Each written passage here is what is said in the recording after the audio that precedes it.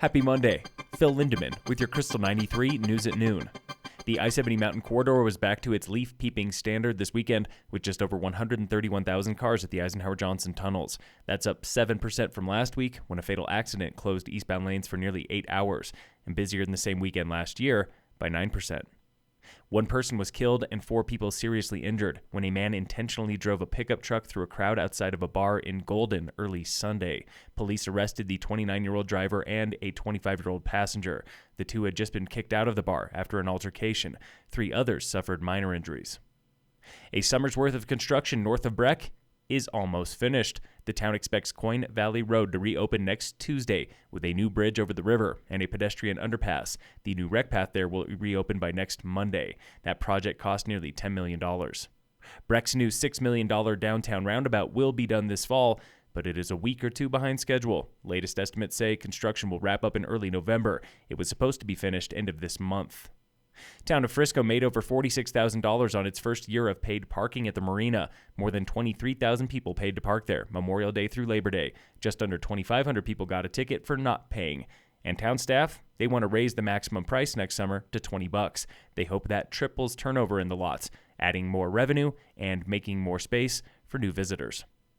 Summit Stage was busier this summer than last summer, but ridership is still far behind the peak of 2019. Only the Swan Mountain Flyer and Park County commuter lines are busier now than before the pandemic. The snow guns are firing nightly now at Loveland, Copper, Keystone, and A-Basin.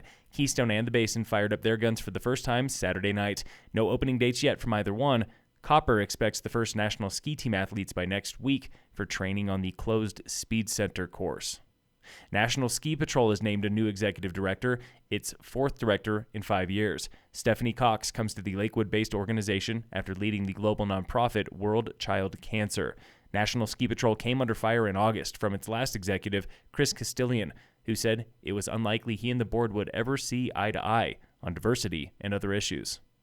Summit Rescue Group was busy over the weekend, evacuating injured and exhausted hikers from Willowbrook Trail north of Silverthorne and near Lily Pad Lakes near Frisco. No serious injuries reported. Rescue Group volunteers, they are ready to rock at a moment's notice. New member Joe Cassay explains what goes in his Rescue Go Kit. We basically have a beefed up version of the 10 essentials. So layers, food, some mode of transportation. In the winter time, some of the guys have snowmobiles on the back of their trucks. Most of us have skis and skins. In the summer, there might be a bike attached to your car so that if you need to get on a 4x4 road, you can use that. But yeah, you're pretty much ready to roll, ready to spend the night out most times that we go out. He also likes packing a treat, like candy or maybe soda, to get him through extended overnight missions. That's good advice for anyone heading into the backcountry for hours at a time. Local fire danger remains moderate today, with no fire restrictions here in Summit. And in local sports, brought to you by Cassandra Schultz and Associates. With American Family in Dillon, Summit High football took their first loss of the season Friday, 56-3 in Durango. Girls rugby went undefeated Friday, taking 3 sets from Monarch. Boys soccer smashed Palisades Saturday, 6-0. Volleyball lost to Steamboat, 3-1.